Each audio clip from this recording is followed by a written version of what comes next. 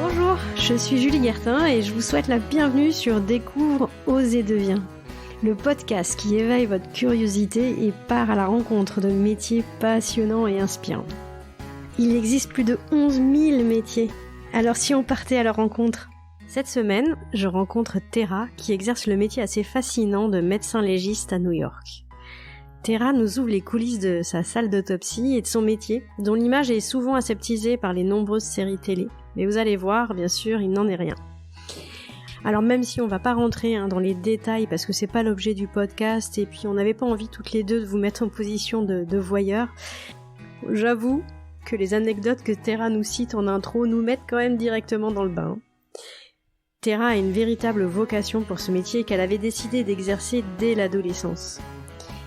Elle nous explique qu'il est certes dur, très éprouvant, mais qu'il est tout aussi noble, car il permet en fait de soigner les personnes au-delà de la mort, d'élucider des crimes, de permettre aux familles de comprendre et d'entamer leur deuil, et même parfois de sauver des personnes. Avec Tera, nous allons aussi beaucoup parler de son rapport avec les victimes, qu'elle appelle ses patients, avec la mort et en miroir du coup aussi avec la vie. Tera, mille merci de nous avoir consacré tout ce temps et d'avoir fait l'effort de nous expliquer aussi clairement en français, qui n'est pas du tout ta langue maternelle, je le précise, car moi je trouve que ça s'entend pas du tout, mais je sais que c'était parfois peut-être un peu compliqué pour toi de tout expliquer, notamment la partie technique. Alors je profite de cette petite intro pour faire un chaleureux remerciement à ma cousine Emmanuelle et Emeline, sa copine, qui nous ont permis de nous rencontrer, Tera et moi. Je vous souhaite une très bonne écoute. Si l'épisode vous plaît, n'hésitez pas à nous le faire savoir, alors un petit 5 étoiles plein les yeux, le partager aussi à votre entourage. Allez, c'est parti. Bonjour Tera, je suis ravie de t'accueillir sur le podcast. Alors Tera, tu vas faire rêver des tonnes de personnes, alors y compris moi bien sûr, parce que t'es non seulement médecin légiste, mais en plus tu pratiques ton métier à New York. Incroyable. Moi j'ai vraiment l'impression de passer au générique de New York Unité Spéciale, je trouve que c'est très très classe. Alors Tera, j'aimerais que tu nous relates une anecdote sur ton métier, une anecdote qui peut être alors bien sûr émouvante, insolite, enfin voilà, quelque chose qui t'a marqué et que tu souhaiterais partager avec nous. En fait, j'ai beaucoup réfléchi à cette question et en fait, c'est très difficile pour moi de trouver une seule anecdote particulière à propos de mon travail. Vraiment, c'est un métier où chaque soir, je rentre chez moi et j'ai une histoire complètement dingue à raconter à mon mari lors du dîner à propos de ma journée. J'ai vraiment des centaines d'anecdotes et je ne cesse d'en accumuler. Par contre, c'est pas facile de trouver une histoire particulière que je peux partager parce que c'est quand même des personnes dont on parle qui ont une histoire médicale que je ne peux pas forcément partager. Une petite anecdote qui m'avait marquée, c'était un jour, j'étais d'autopsie le jour de mon anniversaire. J'avais pas vraiment dit à mes collègues ou annoncé que c'était mon anniversaire. Et ce jour-là, j'ai accepté un cas d'un jeune homme qui s'était suicidé aussi, lui, mais lui en se jetant d'un immeuble à New York, ce qui est aussi très commun malheureusement. Et quand je suis descendue dans la salle d'autopsie et que je préparais un peu ma paperasse pour le cas, j'ai réalisé que ce jeune homme avait la même date exacte d'anniversaire que moi, c'est-à-dire le même jour, le même mois et la même année. Et Waouh. ce jour-là, c'était notre 33e anniversaire. Et ça m'a vraiment marquée. Je sais pas trop bien expliquer pourquoi, mais nous étions là, les 2, à la morgue ensemble pendant notre 33e anniversaire. Et lui, il était décédé après avoir sans doute vécu une douleur, une dépression intolérable. Et moi, j'étais là à faire son autopsie vivante. Enfin, c'était un moment que je trouvais complètement. Enfin, ça m'a vraiment marqué, on va dire, ou plutôt hanté. Et c'était un peu un moment existentiel sans précédent, on va dire. Et finalement, une anecdote plutôt pour expliquer un peu les réalités de mon travail et de mon métier, c'est que vraiment, ce n'est pas comme ce que vous voyez à la télé. Il n'y a rien de glamour. Ça peut franchement être un peu dégoûtant et je crois que ça, on s'en rend pas compte quand on voit ces émissions dont vous parlez. C'est une des premières autopsies que j'ai fait pendant pendant ma formation et qui m'a presque qui m'a presque donné envie de changer de métier en fait, mais pas vraiment. C'est au début de ma carrière, c'était le mois de juillet et on appelle ça souvent decomp season ou la saison de la décomposition. Comme vous pouvez l'imaginer, nos cas ne sont pas toujours tout frais et on a souvent besoin de faire des autopsies sur des cas qui sont décomposés. Et les personnes sont souvent mortes des jours, des semaines ou même des mois avant qu'on les trouve. Et ce phénomène est d'autant plus marqué en été, quand les mauvaises odeurs de cadavres se font sentir par les voisins dans les couloirs des immeubles et les propriétaires sont appelés à en trouver la source. Et voilà, ils ont trouvé, suite à plusieurs plaintes de mauvaises odeurs, un homme qui s'était pendu chez lui. Et quand je suis arrivée pour commencer mon autopsie, mon technicien m'a tout de suite proposé une combinaison hazmat. Et j'ai rapidement compris pourquoi. Cet homme grouillait littéralement. Son cadavre était complètement envahi par des milliers d'asticots en frénésie totale. Et j'ai dû quand même faire l'autopsie avec tout ça. Terra, on est en audio, on n'est pas en visuel, mais si tu voyais ma tête, j'ai les deux mains sur le visage, je fais mais non, c'est pas possible. Oui, non, mais c'est horrible, mais je crois que souvent quand je parle de mon métier aux gens, ils pensent que voilà, c'est comme à la télé, c'est dans une salle d'autopsie peu éclairée comme ça, avec une table et que c'est tout propre avec un drap blanc sur la personne, mais en fait c'est vraiment le contraire. Et puis des fois, on a affaire à des choses vraiment peu appétisantes ou même carrément dégoûtantes. Et puis ça fait partie du travail. Bah, tu as raison de le souligner, quoi. C'est-à-dire que c'est vrai que c'est une réalité, et évidemment qu'à la télé, ils peuvent pas montrer ça, parce que je pense que les gens n'ont pas envie. On n'a pas tous vocation, je pense, à être en capacité de bien le vivre aussi. Alors justement, cette anecdote, du coup, c'est une très bonne transition. Justement, je voudrais comprendre comment tu as découvert ce métier. À quel moment tu t'es dit, je veux en faire mon métier de demain? Et est-ce qu'il y a une raison particulière qui a fait que tu es allée vers cette piste-là? Oui, alors c'est assez marrant. En fait, en gros, la réponse c'est que ça fait depuis que je suis toute petite que j'ai envie de faire ça et que je savais. En fait, j'ai toujours, depuis toute petite, été intéressée par la biologie et particulièrement par l'anatomie. Je voulais comprendre comment fonctionne le corps humain, à quoi servent tous ces organes, comment sont-ils connectés pour faire de nous des êtres qui respirent, qui marchent, qui mangent, qui réfléchissent. Et je voulais toujours voir de quoi nous étions composés à l'intérieur. Donc, j'ai grandi en Suisse, à Genève, mais je passais mes étés en Suède, car la majorité de ma famille s'y trouve.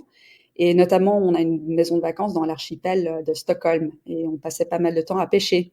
Et quand mes parents préparaient le poisson le soir, je leur demandais souvent, en tant que petite fille, si je pouvais faire une autopsie sur l'un des poissons.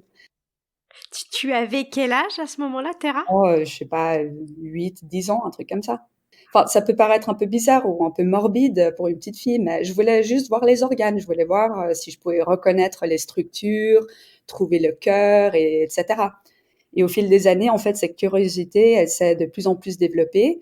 Et en tant que jeune adolescente, donc quand j'avais 13 ou 14 ans, j'ai un ami de famille qui m'a fait découvrir une série de romans policiers d'une écrivaine nommée Patricia Cornwell. Oui. Je ne sais pas si vous en avez entendu parler. Si, je connais Terra. Ouais. En fait, Patricia Cornwell avait été informaticienne à l'Institut médico-légal de Richmond, en Virginie, aux États-Unis. Et elle s'est inspirée de ce poste pour créer un personnage qui s'appelle Case Carpetta. Et c'est une femme médecin légiste. Et c'est la première fois pour moi que j'entendais parler de ce métier. Ça m'a complètement fascinée. Et c'était vraiment comme un coup de cœur, en fait. Ça répondait à toutes mes curiosités sur l'anatomie. Et c'était un métier où on pouvait justement découvrir, d'examiner l'intérieur des personnes. Et en fait, après avoir fini cette série, je me suis plus ou moins décidée que je devais devenir médecin légiste à tout prix et que rien n'allait m'en dissuader ou m'arrêter. Et alors, dans les études, là, justement, j'aimerais bien que tu nous le décrives. Notamment parce qu'en discutant avec toi en amont de l'interview, tu m'as bien expliqué que les études étaient très longues, aussi longues, voire plus même que les médecins généralistes. Donc est-ce que tu veux bien nous décrire ce qu'on y apprend, combien de temps ça dure, quelles sont les spécialités qu'on doit suivre pour être médecin légiste? Oui, absolument. Donc, en fait, en commençant par le début, j'ai commencé ma scolarité en Suisse, mais j'ai fréquenté le lycée là-bas. J'ai passé ma maturité suisse, donc c'est un peu l'équivalent du bac français. Et comme je l'expliquais tout à l'heure, j'étais déjà déterminée à poursuivre une carrière en médecine légale. Donc, je savais déjà à partir de ce moment-là que je devais choisir un cursus scientifique. Je me suis ensuite décidée à aller aux États-Unis. Ma mère est américaine, donc j'avais toujours eu l'idée qu'un jour que je voudrais retourner là-bas, enfin aux US pour l'université. Donc je me suis inscrite et j'ai été acceptée dans une université de Boston qui s'appelle Tufts. Ça c'est l'uni où après 4 ans, j'ai complété mon bachelor en biologie.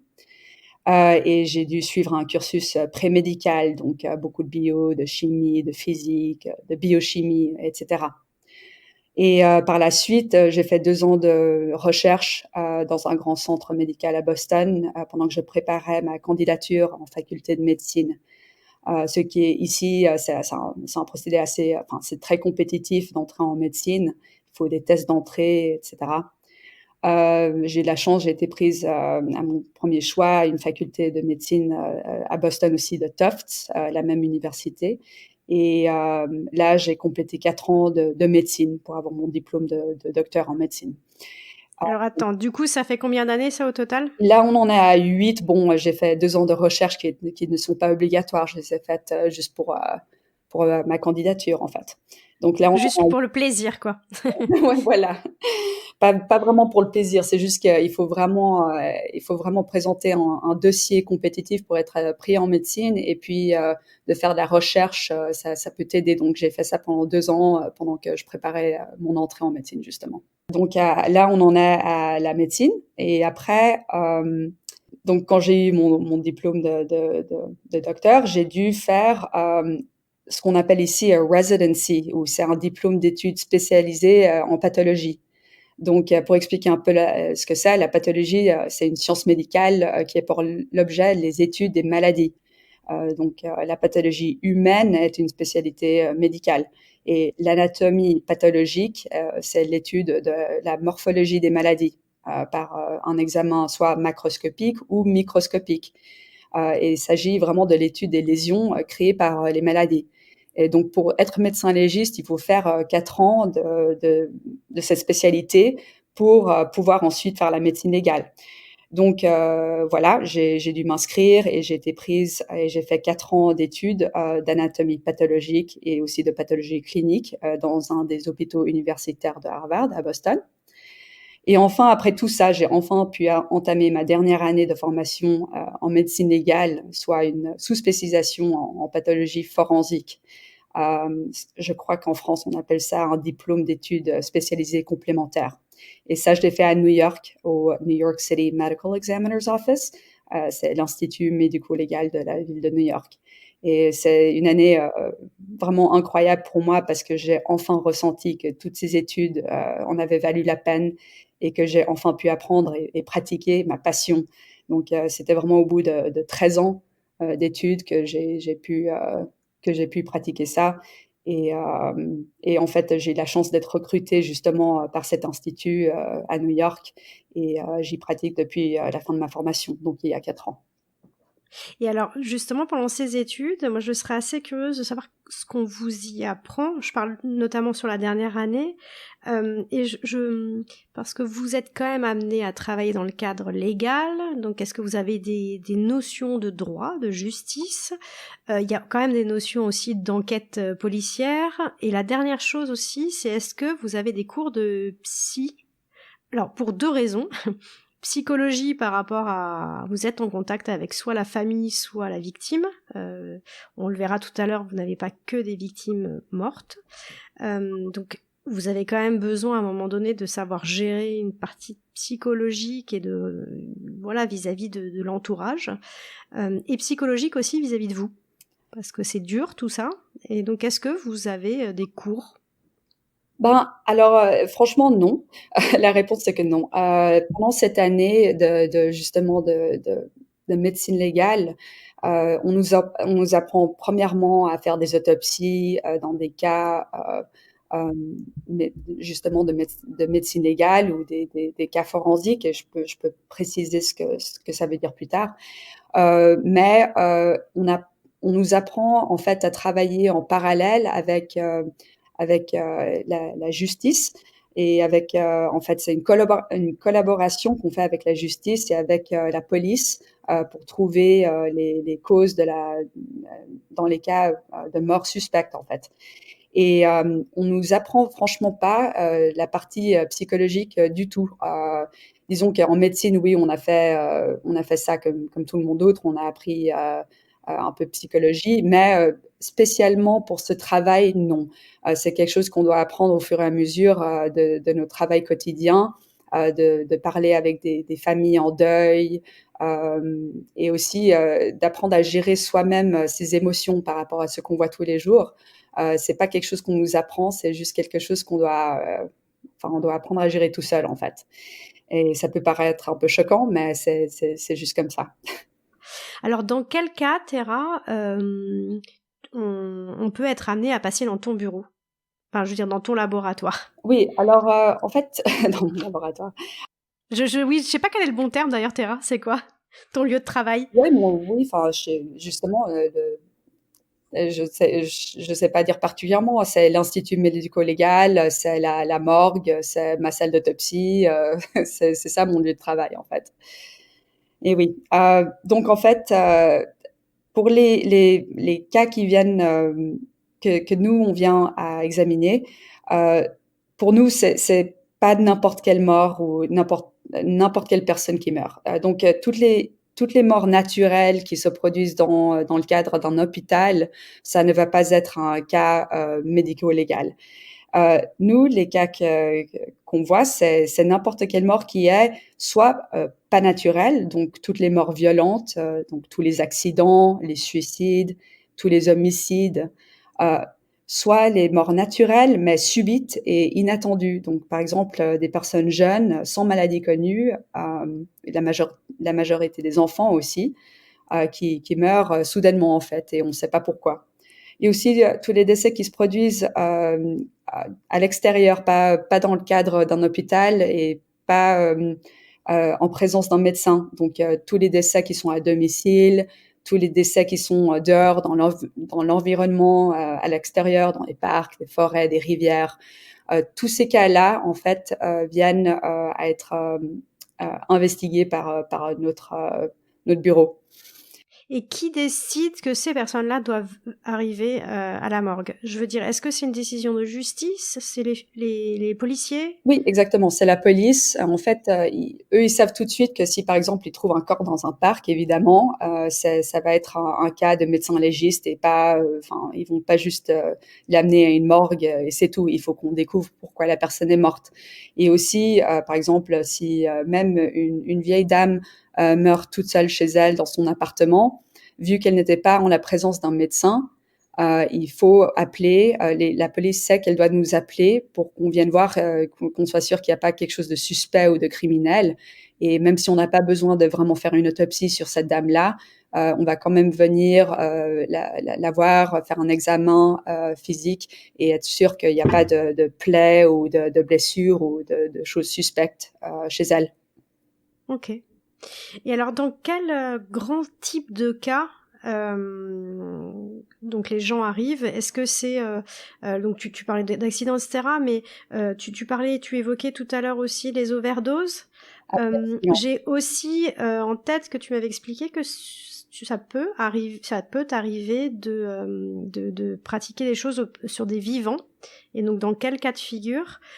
J'avais une autre question, c'est est-ce que vous pouvez avoir ce rôle-là d'identification de victimes dont qu'on ne pourrait pas reconnaître. Je pense par exemple à un crash aérien ou un attentat. Est-ce que ça peut être ce travail de recherche d'ADN peut être dans vos cordes? Oui, absolument. En fait, pour en revenir à ce que vous dites sur les personnes vivantes, ce n'est vraiment pas quelque chose qu'on fait dans notre bureau. Je crois qu'en Europe, c'est souvent en fait que les médecins légistes sont responsables de faire des examens sur des personnes vivantes parce que c'est des spécialistes sur les blessures. Donc, par exemple, des victimes de viol ou d'accidents. Et des fois, les médecins légistes font des examens sur ces personnes-là. Mais ça ne se fait pas beaucoup ici aux États-Unis. Moi, je l'ai certainement jamais fait sur une personne vivante. C'est vraiment quelque chose qui se pratique en Europe. Donc oui, vraiment tous mes cas sont des gens qui sont décédés. Et ensuite, la seconde partie de votre question, c'était sur La recherche ADN. oui, oui, absolument. Donc, une grande partie de ce qu'on fait aussi, c'est l'identification, comme vous le dites. Donc, souvent, des personnes sont pas identifiées. C'est une personne qui est trouvée dans un champ, par exemple. On ne sait pas qui c'est, on n'a pas de nom, il n'y a pas de portefeuille avec leur nom et leur identité. Donc, à ce moment-là, c'est la responsabilité de notre bureau de les identifier, justement. Et on fait ça souvent par des radios et souvent on interpelle des dentistes pour venir essayer de faire des comparaisons pour identifier la personne ou justement des prélèvements d'ADN qu'on fait sur tous nos cas d'ailleurs. Donc oui, c'est une grande partie de ce qu'on fait, c'est l'identification. Ok, et est-ce que en ce moment, avec le Covid, ça a un impact sur votre métier? Ah oui, ah oui, ça a complètement bouleversé un peu notre bureau cette année.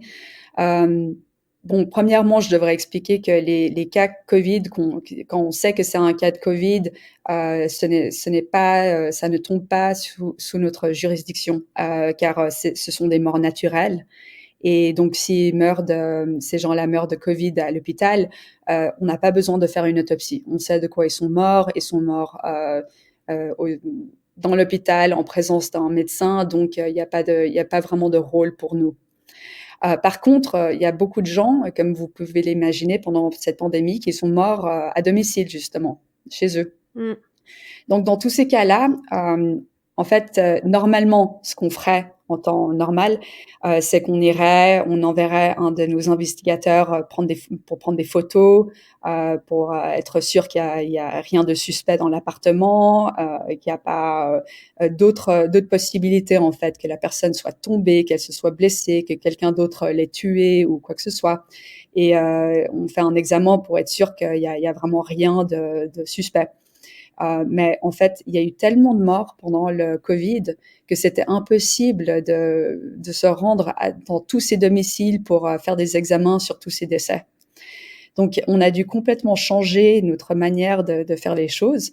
Et au lieu d'envoyer quelqu'un dans chaque maison, on a demandé à la police de prendre quelques photos et de nous appeler et de nous envoyer les photos pour être sûr qu'il n'y avait rien de suspect ou d'anormal. Et là, normalement, en une journée, on en a, je sais pas, une quinzaine de cas comme ça, mais pendant le Covid, c'était des centaines par jour.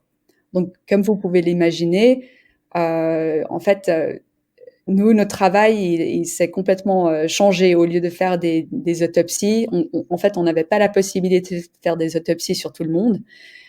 Et on a dû, en grande part, gérer les téléphones et puis parler avec justement ces détectives et ces policiers qui étaient à domicile et essayer de voir si c'était un cas qui nous inquiétait, qu'on devait amener pour faire un examen ou pas. Ok. Et dans toutes les activités que tu as à mener, Terra, est-ce que tu saurais nous dire quelle est la part entre l'autopsie, le fait de faire des rapports qui doivent être très importants, le fait de potentiellement aller plaider auprès de la justice, et probablement que j'oublie d'autres activités. Donc, quelle serait la proportion de chacune de ces activités? C'est dur de parler vraiment en proportion, mais disons que sur une semaine à peu près, normalement, je suis d'autopsie, donc vraiment des journées d'autopsie. On en a peut-être 3 ou 4. On travaille souvent les week-ends et les jours fériés aussi. Et le reste du temps, on est justement de paperasse. Enfin, on fait justement les rapports, on fait notre microscopie, on fait nos journées où on va témoigner dans les cours de justice. Et aussi, on fait pas mal euh, d'enseignement avec les étudiants en médecine ou en pathologie. Donc, D'accord. donc les autopsies, c'est à peu près, on va dire, un tiers de ce que je fais, et le reste, c'est plus administratif. Ok. Et est-ce que tu peux, pour qu'on essaye de se rendre compte, l'autopsie, combien de temps dure l'examen? Alors, tu nous as glissé une information tout à l'heure, tu nous as dit qu'il y avait à peu près 15 autopsies par jour, si j'ai bien compris. Mais combien de temps dure une autopsie sur un corps? Quelles sont les grandes étapes? Est-ce qu'il y en a d'ailleurs? Est-ce qu'il y a une espèce de schéma qui se reproduit? Voilà. Oui, alors des autopsies, voilà, je dirais que en une journée à peu près normale, juste dans mon bureau à New York, on fait à peu près entre 8 et 12 autopsies. Et on a 3 bureaux comme ça. Il y en a un à New York, à Manhattan, il y en a un autre au Queens, et il y en a un autre à Brooklyn. Donc chaque jour, dans la ville de New York, on va dire à peu près qu'on fait une trentaine d'autopsies. Et on est souvent 3 voire 4 médecins légistes par endroit à faire des autopsies ce jour-là. Donc normalement, en une journée typique, on fait à peu près entre 1 et 3 autopsies chacun. Donc, il y a toutes les autopsies ne sont pas équivalentes. Il y a des autopsies, par exemple, les overdoses. En fait, d'habitude, c'est une personne qui est plutôt jeune, qui n'a pas d'autres problèmes médicaux, qui est en bonne santé, sauf que ils ont fait de la drogue et puis ils sont malheureusement décédés à cause de ça. Donc, ces cas-là, ils sont entre guillemets faciles. On n'a pas beaucoup il n'y a pas beaucoup il y a pas de blessures normalement, il y a rien, il y a pas de maladie naturelle, et ces cas-là sont plutôt rapides. Et je dirais que la plupart d'entre nous, on peut faire un cas comme ça en 45 minutes. Et j'expliquerai les étapes dans quelques minutes. Et par contre, si c'est un cas vraiment complexe, par exemple un homicide où la personne a, je sais pas, une dizaine de coups de balle, ou quelqu'un qui s'est fait poignarder 50 ou une centaine de fois, ben voilà, ces cas-là sont beaucoup plus complexes. Il y a beaucoup plus de travail à faire, des dissections qui sont un peu spéciales, et ces cas-là peuvent prendre toute une journée. Donc j'ai souvent fait des autopsies qui m'ont pris 8, 9 heures, ou même des autopsies que j'ai dû commencer un jour et finir le lendemain tellement ils étaient compliqués. Alors les étapes de l'autopsie, premièrement, on fait un examen du corps tel qu'il arrive à la salle d'autopsie. Donc on fait l'examen des habits qu'ils portent, on les enlève, on prend des photos. Évidemment, on pèse la personne, on prend d'autres mesures. Je fais un examen externe, donc je regarde le corps vraiment comme il est. Est-ce qu'il y a des blessures? Est-ce qu'il y a des cicatrices, des tatouages, etc. Et ça, c'est l'examen externe, et on prend beaucoup de photos pendant cet examen-là. Et ensuite, la deuxième partie, justement, c'est l'examen interne. Donc, on fait des incisions chirurgicales sur le corps et sur la tête. Et on enlève un à un les organes, et on les pèse, et on les examine, on prend des photos, et justement, on fait ça avec tous les organes, y compris le cerveau. Donc, on prend une scie, on ouvre le crâne et on enlève le cerveau, et on fait un examen du cerveau aussi. Donc, ça, c'est les étapes principales sur une autopsie simple.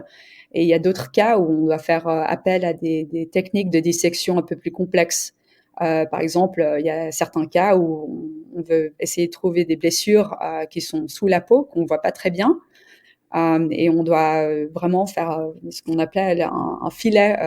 On enlève la peau du corps pour voir mieux les blessures. Et dans certains cas, surtout les cas pédiatriques, des fois on est appelé à enlever, à retirer les yeux, à faire vraiment des techniques spéciales, ou retirer de la moelle épinière, ou autre. Donc c'est dans ces cas-là, c'est comme je l'ai dit, c'est beaucoup plus complexe, et ces cas-là prennent beaucoup plus de temps. D'accord. Et est-ce que une des étapes, il y a toute la partie restauration du corps pour pouvoir après remettre le corps à la famille? Alors ça, ce n'est pas nous, ce sont les pompes funéraires, en fait, qui s'occupent de ça. Donc nous, on fait notre autopsie et puis, notre technicien nous aide un peu à refermer le corps, mais c'est tout et après, c'est les maisons funéraires qui viennent chercher le corps chez nous et c'est eux qui font toute cette étape de préparation pour, D'accord, la OK, famille. Donc OK. nous, on n'a rien à voir avec ça. OK, ça marche. Et alors, est-ce que tu peux nous décrire le cadre dans lequel tu travailles? Parce qu'on a tous l'image, bon, qui est très, comment dire? Très orientée et forcément, parce qu'on a l'image des séries, hein, télé. Mmh. Donc on imagine une salle de morgue avec, ouais, tout carrelé, assez froid, assez grand, assez, hygiénique, on va dire. Bon, c'est ce qui paraît normal. Est-ce que tu peux nous décrire un peu, le cadre de ton travail? Oui, alors, disons que c'est un peu comme, ce que tu décris, c'est une grande salle, on a, à peu près, je crois 6 ou 7 tables d'autopsie. Donc c'est des grandes tables en métal qu'on peut monter ou descendre. En fait, c'est ce qui est très différent de la télé, c'est que c'est pas juste une personne, qui fait une autopsie, toute seule, un peu dans un coin, dans l'ombre. Il y a souvent, 4-5 autopsies, qui se passent qui se déroulent en même temps il y a beaucoup de techniciens, il y a beaucoup de gens dans la pièce, il y a des grandes lumières, c'est pas très stérile, il y a beaucoup de sang, un peu partout. Je crois que c'est ce qui choque vraiment les gens, c'est à la télé, évidemment, on veut pas montrer cet aspect du travail, mais c'est vraiment très, enfin, il y a beaucoup de temps, évidemment, il y a beaucoup de sons aussi. Il y a souvent le son de la scie électrique qui ouvre le crâne, par exemple. On n'entend rien quand il y a une scie qui fonctionne, et puis il y en a souvent trois ou quatre qui fonctionnent en même temps. Donc, c'est vraiment, c'est pas du tout calme en fait comme environnement, et puis c'est très animé. D'accord. Alors justement, vous travaillez donc en équipe. Ça, c'était un point que je voulais voir avec toi, effectivement. Tu sembles dire qu'il y a donc le médecin légiste, des techniciens. Quel corps de métier il y a pendant une autopsie? Oui, ben c'est ça. Il y a justement les médecins légistes, il y a les techniciens, il y a aussi les photographes qui sont spécialisés justement pour la photographie forensique. Donc ils savent, ils ont l'habitude de prendre des photos d'organes ou d'autres trouvailles d'autopsie. Ils sont normalement deux ou trois qui sont présents, ou peut-être un seul des fois qui est présent, qui prend des photos de tous les cas. Il y a aussi souvent justement des étudiants, qui sont présents aussi, qui regardent. Il y a des étudiants en médecine, des residents ou enfin des qui sont en pathologie justement, qui font leur formation de pathologie, et ça fait Oui. partie de leur formation. Ils doivent faire un peu de médecine légale, donc ils viennent pendant un mois chez nous. Donc il y a beaucoup de ces gens-là qui sont présents. Et sinon, il y a aussi des spécialistes qui viennent récupérer l'ADN et les bocaux avec les organes et tout ça, et qui mettent ça, je ne sais pas comment dire, into evidence. Oui, comme étant des preuves, ils le mettent sous Voilà, scellé, quoi. exact. Mmh. Donc OK. oui, et puis souvent même, il se peut que la police ou les détectives viennent nous voir pendant l'autopsie pour voir ce qu'on trouve en fait. Ouais, alors ça, c'est ce que j'avais lu effectivement et j'étais étonnée. Bon, il faut qu'ils aient le cœur aussi bien accroché, mais bon, j'imagine que c'est une question Ouais, c'est ça qu'ils d'habitude, hein. OK. Est-ce que, en termes d'instruments, alors tu parlais des scies, moi ma question elle était plus large, est-ce que, voilà, quel type d'instruments vous utilisez? Jusqu'où ça va? Est-ce que vous allez dans les radios, pour, pouvoir détecter certaines choses dans le corps? Est-ce que les instruments ont énormément évolué? Alors même si toi ça fait pas non plus 30 ans que tu travailles dans le milieu, mais est-ce qu'ils ont évolué? Jusqu'où vont leurs prouesses, en fait? Bon alors, à mon avis, les instruments n'ont pas beaucoup évolué. Heu, on utilise, comme à l'époque, des scalpels, des couteaux, des grands couteaux, comme ce qu'on voit vraiment chez le boucher, des grands couteaux, pour, couper les organes, pour, pouvoir les examiner. On a des pinces, enfin vraiment rien de spécial, des trucs, c'est pas du tout c'est pas des outils spécialisés comme des chirurgiens, pas vraiment. Enfin, on a juste des outils très simples pour mener l'autopsie. Sinon, oui, on utilise les scies et tout ça, comme je l'ai dit. Et aussi, oui, la radio, ça dépend des cas. On fait souvent des radios sur les corps avant de faire l'examen, justement, avant de faire l'autopsie. Et surtout, si on cherche des balles pendant un homicide, par exemple, il faut pouvoir voir d'avance combien il y a de balles dans le corps, combien on va en récupérer. Donc, on fait des radios avant le cas pour savoir à quoi s'attendre. Sinon, bien sûr, on fait dans presque tous les cas des prélèvements pour la toxicologie. Donc, on prend du sang ou bien de la vitrée des yeux et d'autres organes justement pour les donner à notre centre de toxicologie pour faire des tests là-dessus. Oui, c'est à peu près tout. D'accord, donc ce qu'on voit dans les séries, bon, bah, tu nous avais prévenu en amont quand même que c'était complètement romancé, mais où tu découvres le lieu de la mort parce que tu l'étudies au microscope et tu vois que la larve n'existe que à tel endroit du globe et précisément tu arrives à localiser le lieu du meurtre à 1 kilomètre, ça ça n'existe pas. Ben, disons que non, c'est pas vraiment possible en fait de faire ces choses-là. Par exemple, on me demande souvent, bon, alors tu peux déterminer exactement la minute de la mort. Alors non, c'est pas possible. Il y a pas de science derrière ça. On peut dire à peu près que cette personne est peut-être morte entre midi et 2 et hier, ou il y a 3 jours ou il y a une semaine, mais de dire exactement à la seconde précise où cette personne est morte, c'est vraiment un truc qu'on voit à la télévision.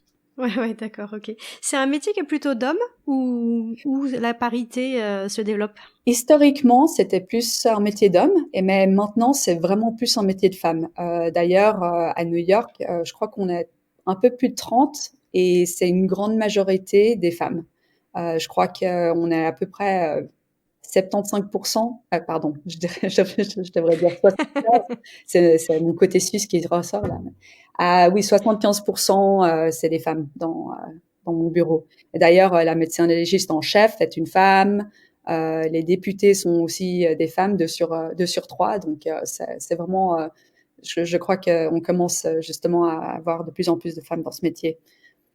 Alors, je t'avais posé une première question, tu sais, quand on s'était eu au téléphone, parce que c'était un truc qui me taraudait, c'est est-ce que c'est pas compliqué par rapport aux médecins de ne pas avoir ce rôle de sauveur? C'est-à-dire que quand les gens arrivent dans ta salle d'autopsie, eh ben c'est un peu trop tard.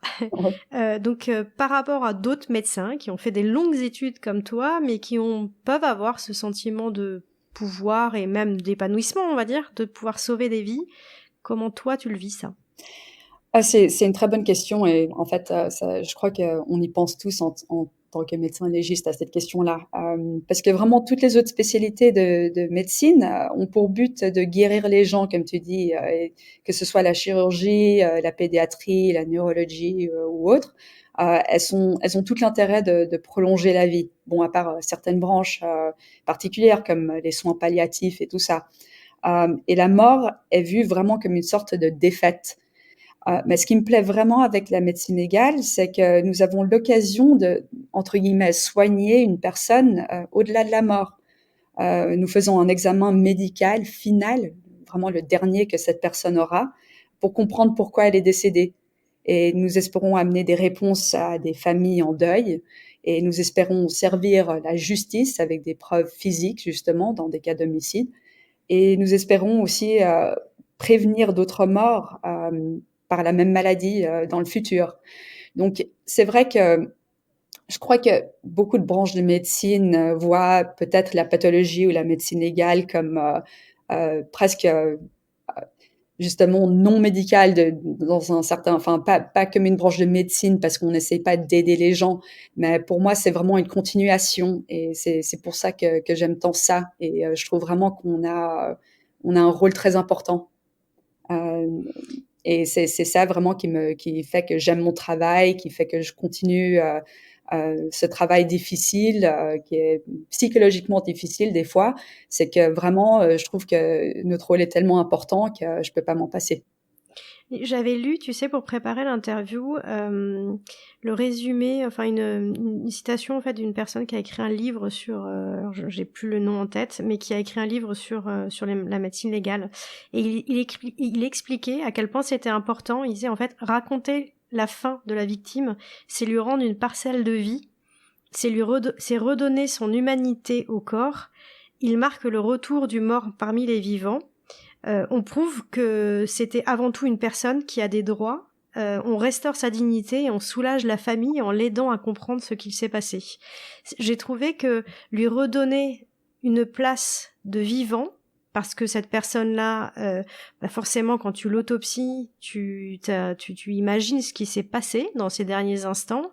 Tu restaures aussi en tant que vivant, puisque tu lui restaures sa dignité. Il n'y a pas de raison qu'elle soit morte sans qu'on cherche à savoir pourquoi. Enfin bref, je trouvais que c'était très juste. Enfin, c'est tout ce que tu viens de nous dire, effectivement. Et qui... C'est tout ce que je viens de dire, sauf beaucoup mieux dit. Alors, c'est un écrivain, alors peut-être que lui, il a passé du... Non, mais ce que je veux dire, c'est qu'il a peut-être passé 15 heures à écrire ces phrases-là. Hein. Mais je trouve que c'était très juste. Ah oui, absolument. Je suis tout à fait d'accord avec ce qu'il dit. Et moi, justement, en lisant ça, m'est venue une autre question, c'est quel rapport tu as avec les victimes je m'explique. Est-ce que tu essayes de te projeter dans ce qu'ils étaient vivants, de te raconter leur histoire, d'où ils viennent? Enfin voilà, est-ce qu'ils sont avec toi? Oui, franchement, c'est vraiment quelque chose que j'essaie de faire et on peut pas le faire dans tous les cas parce que vraiment, en ce moment, enfin, je pense dans ma carrière, j'ai dû faire peut-être 900 000 autopsies, quelque chose comme ça. Et on peut pas s'investir comme ça dans chaque cas, je dirais.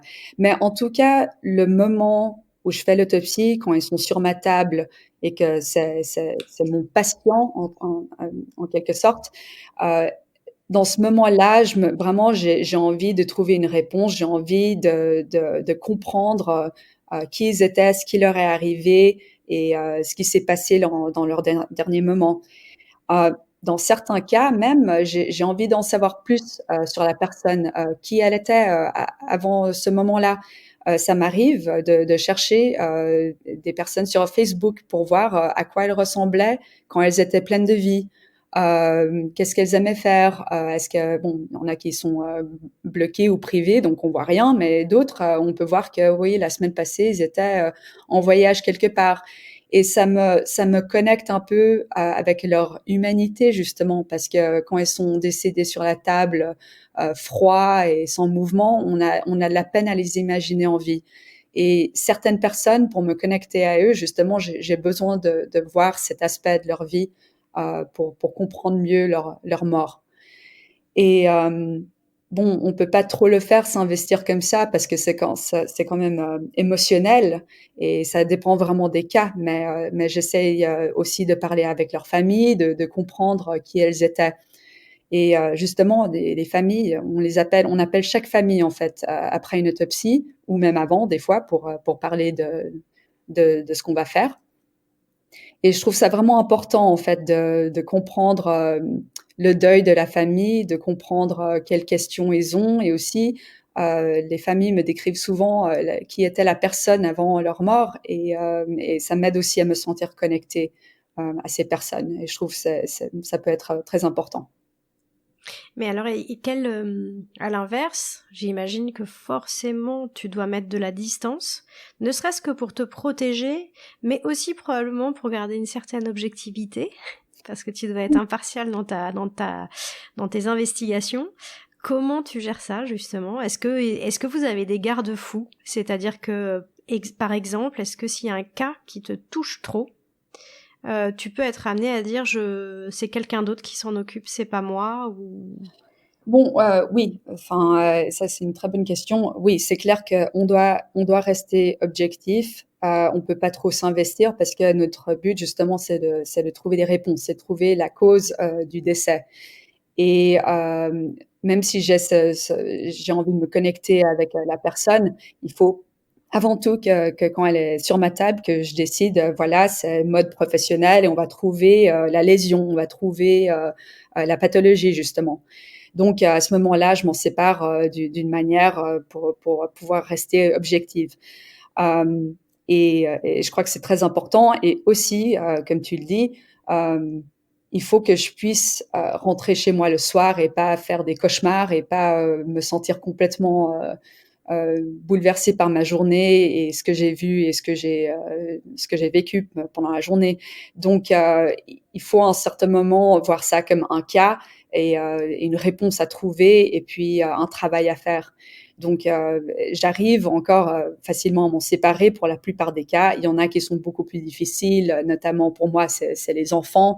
Tous les cas de bébés ou d'enfants en bas âge, j'ai beaucoup de peine à m'en séparer car j'ai des enfants à la maison et j'ai de la peine à rentrer et à pas réfléchir et à pas penser aux horreurs que j'ai vues pendant la journée. Des fois, c'est impossible. Et comment tu fais dans ces cas-là? Parce que ça t'arrive, malheureusement. Ça arrive, Euh, ouais. Quelle méthode tu utilises? Est-ce que vous avez quelle méthode personnelle, mais aussi est-ce que vous avez des soutiens? J'entends des soutiens psychologiques, par exemple, Oui, dans le cadre de votre travail. oui, on a des soutiens psychologiques. On n'y fait pas souvent recours, mais on a des thérapeutes et tout ça à qui on peut parler si on a vraiment, si on en a besoin. Ils sont là, surtout pendant des grands événements qui étaient traumatiques pour tout le monde. Par exemple, beaucoup de mes collègues étaient là pour le 11 septembre 2001. Donc, ils ont beaucoup de traumatismes et ils ont eu besoin vraiment d'en parler avec des gens. Et sinon, juste pour nos cas quotidiens, des fois, c'est dur de gérer. Donc, on a des ressources justement pour ce genre de problème. Mais d'un niveau personnel, je dirais que oui, il y a des jours où je rentre chez moi et j'ai vraiment besoin de pleurer pendant 1 heure et de me faire consoler par mon mari et puis en parler de ce que j'ai vu et de comment ça m'a affecté et puis en général ça m'aide vraiment de pouvoir en parler avec quelqu'un qui m'aime et qui me comprend et qui connaît mes faiblesses. Ça m'aide et heureusement j'ai un mari qui me soutient là-dedans et ça ne le dérange pas d'entendre ces histoires parce qu'il sait que ça m'aide à passer à autre chose. Euh, mais c'est vrai que c'est dur. J'ai des collègues qui ont voulu justement quitter ce travail, ce métier parce qu'ils en pouvaient plus justement. Ils n'arrivaient pas à se séparer de ce qu'ils voyaient, de la douleur, du deuil des familles et ils ont voulu choisir une autre carrière en fait.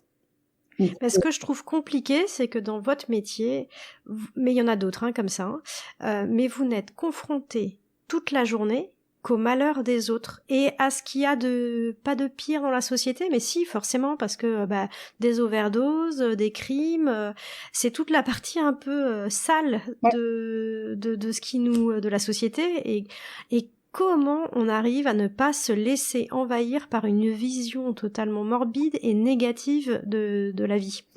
Ben, je peux tout à fait comprendre cet argument et c'est dur. C'est vrai qu'on voit des choses très négatives, très tristes et très choquantes toute la journée.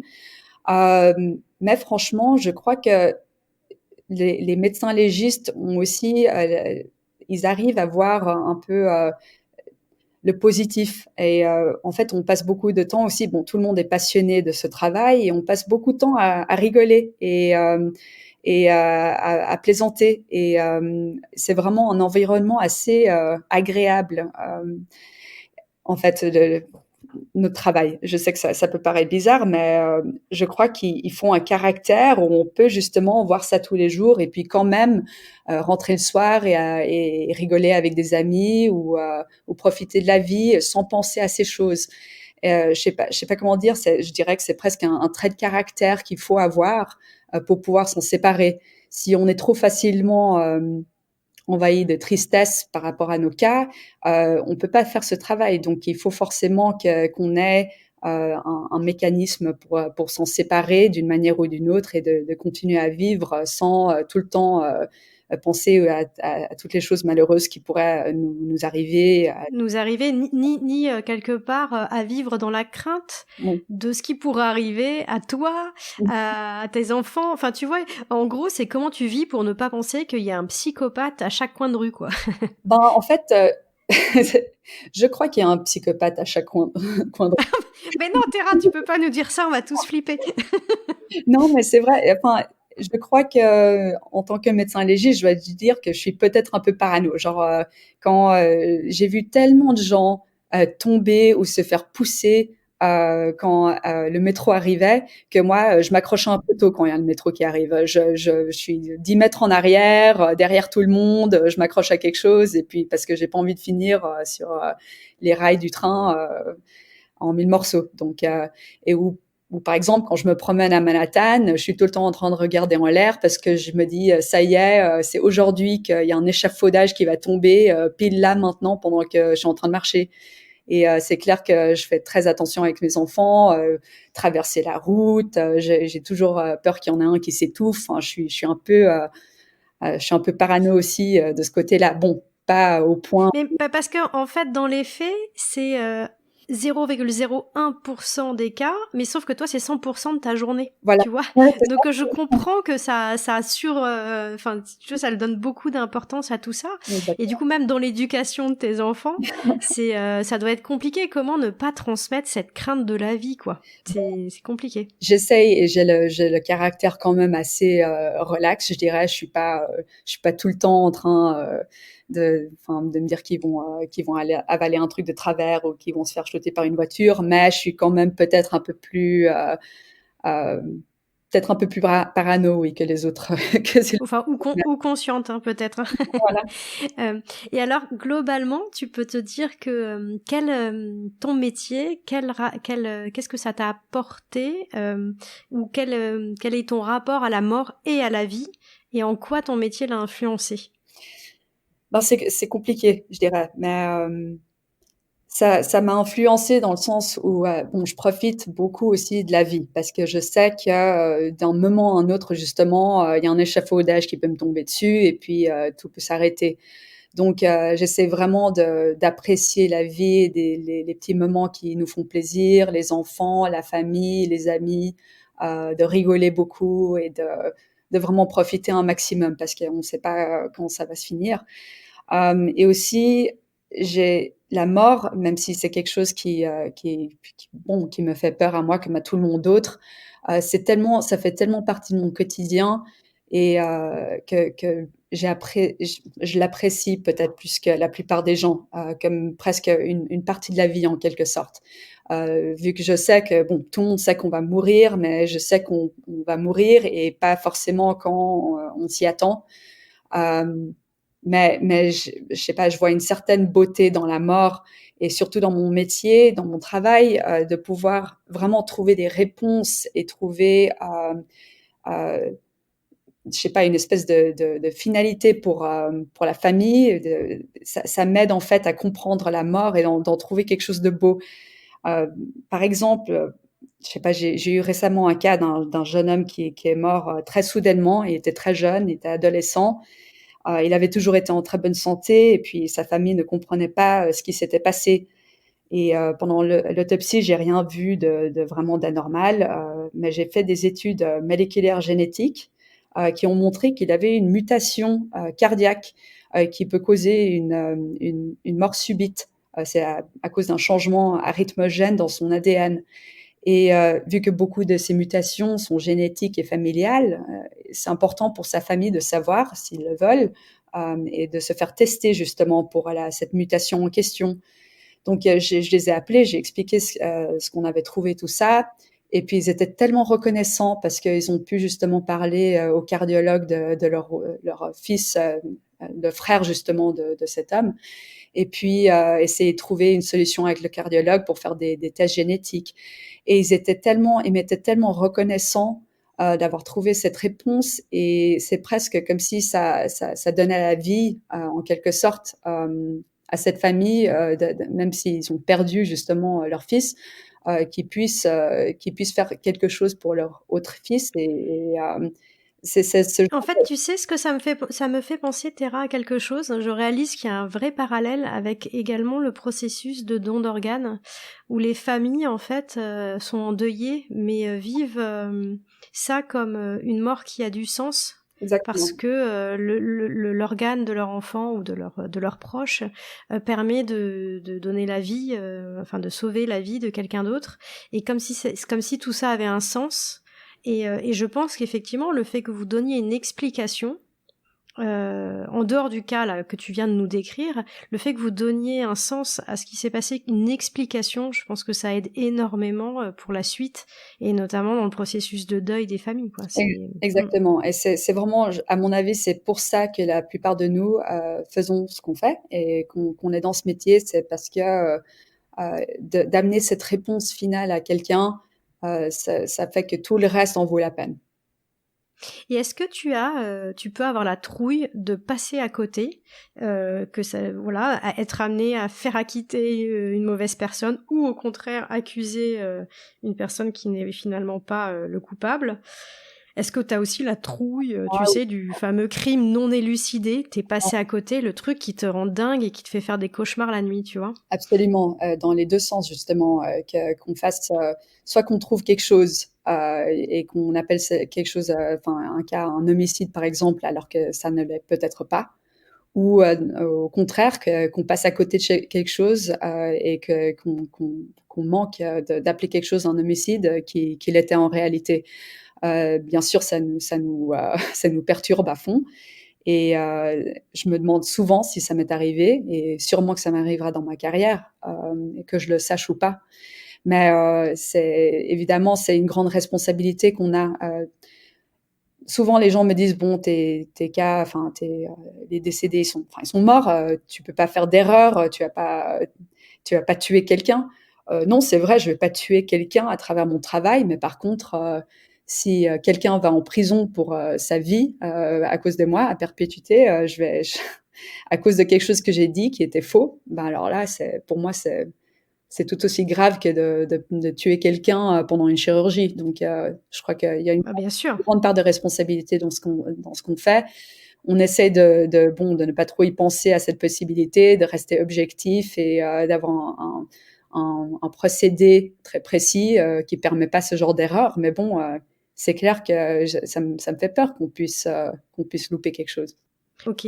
Tu veux bien nous parler de ton activité artistique, s'il te plaît? Tu m'as envoyé des photos et heureusement que ton ami t'a poussé à le faire, parce que je trouve ça super et je voudrais que tu nous décrives à quoi ça correspond et à quoi ça te sert en fait. Ben, en fait, justement, tu me demandais avant comment je fais pour un peu me détacher de mon travail, ou comment est-ce que je fais pour gérer ces émotions que je peux avoir justement face à mon travail et des choses que je vois. Ben, une chose, c'est bon, la famille et tout ça, de rigoler, enfin, de penser à autre chose tout simplement. Mais une autre, c'est justement dans l'art. Ça fait depuis que je suis toute petite que j'adore l'art aussi, que je fais beaucoup de dessins, je fais des pastels.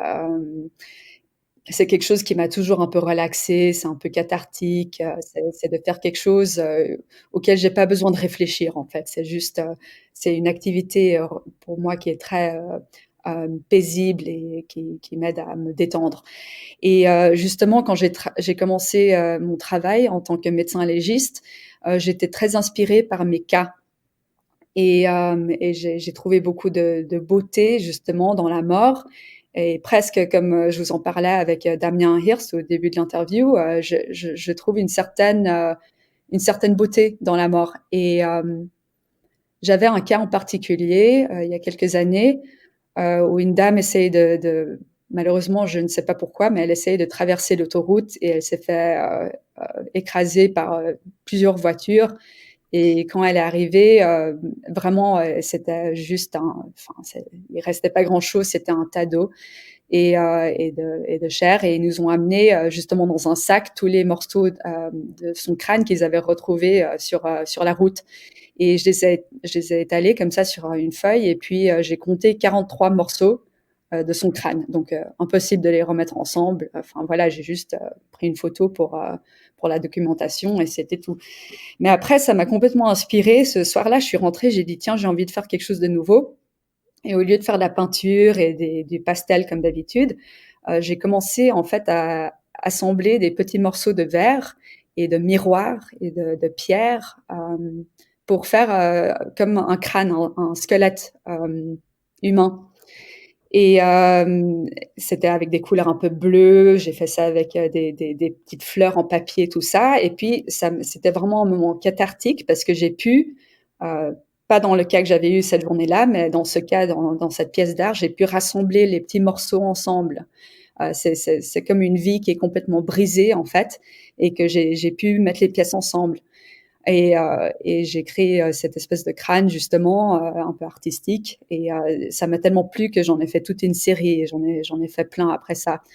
Et c'est un peu aussi le lien ou le parallèle avec mon métier, c'est que j'ai souvent l'impression que c'est un puzzle en fait que j'essaye de résoudre dans mon travail. Il y a toutes les petites pièces, c'est des pièces d'information qu'on a sur la personne, sur leur vie, sur leur maladie. Et après, c'est toutes les pièces qu'on a pendant l'autopsie, la toxicologie, la microscopie, la photographie et tout ça. Et j'essaye, et aussi l'enquête évidemment, de par les détectives et tout ça. J'essaie de rassembler tous les petits morceaux d'informations que j'ai à ma disposition pour en faire une histoire et pour expliquer pourquoi cette personne est morte. Et ben, dans ces cas, avec ces projets artistiques, avec les crânes, c'est un peu en parallèle avec ça. J'essaie de rassembler tous les morceaux pour donner du sens à la mort. Ah, et puis quelque chose que là tu maîtrises et Voilà. pour une finalité qui est très jolie. Je mettrai des photos si tu me le permets. Voilà, j'aimerais bien montrer parce que je les ai trouvées très très jolies. Qu'est-ce qui te plaît le plus?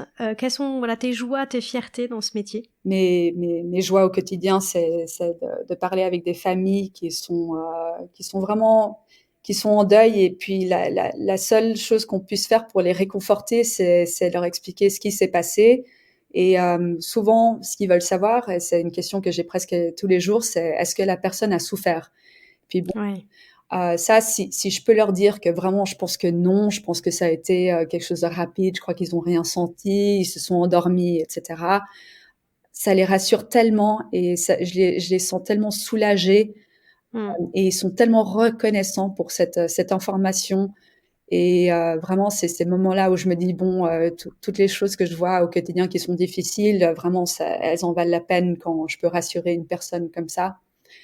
Ou justement, C'est vrai que toi tu vois passer plein de gens, mais pour eux ton visage va être gravé à vie en exactement, fait dans leurs souvenirs. Donc chaque mot que tu dis est essentiel quoi, je exactement. pense. Et souvent, justement, j'ai cette discussion et je parle aux gens avec, c'est le pire jour de leur vie, en fait. Ouais. Et justement, moi, c'est juste un cas parmi des centaines d'autres, mais pour eux, c'est vraiment un moment important et ça, je l'apprécie vraiment. Et, et bref, c'est juste, c'est un travail qui est dur, mais qui est vraiment, pour moi, est plein de récompenses, vraiment tous les jours. Et je trouve que, comme je l'ai expliqué tout à l'heure, on a un rôle tellement important que, oui, c'est une grande fierté pour moi, je dirais. Et à l'inverse, qu'est-ce que tu changerais dans ce métier si tu le pouvais? Ça, c'est une très bonne question. Euh, bon, il y a des frustrations, disons, on a, vu qu'on a une branche de médecine qui est un peu, qui est regardée comme, je sais pas une branche aussi intéressante ou importante que les autres, comme la cardiologie, etc. Euh, on n'a pas beaucoup de ressources en fait à notre disposition. Euh, on n'est pas assez de médecins légistes dans le pays. On n'a pas vraiment, je crois qu'on n'a pas la finance qu'on devrait avoir par le gouvernement, le budget pour ce qu'on a besoin de faire. Donc ça, c'est une frustration. Et puis je voudrais bien en fait que peut-être les gens et le gouvernement se rendent compte de l'importance qu'on a dans la médecine. Ça serait d'avoir un peu plus, ouais, de reconnaissance en fait. Si tu devais lister les qualités nécessaires pour être un bon médecin légiste, tu dirais lesquelles? Je crois qu'il faut avoir beaucoup de compassion Même si c'est pas, on pense pas en premier à ça pour un médecin légiste, mais on a besoin d'avoir de la compassion pour les familles justement des décédés.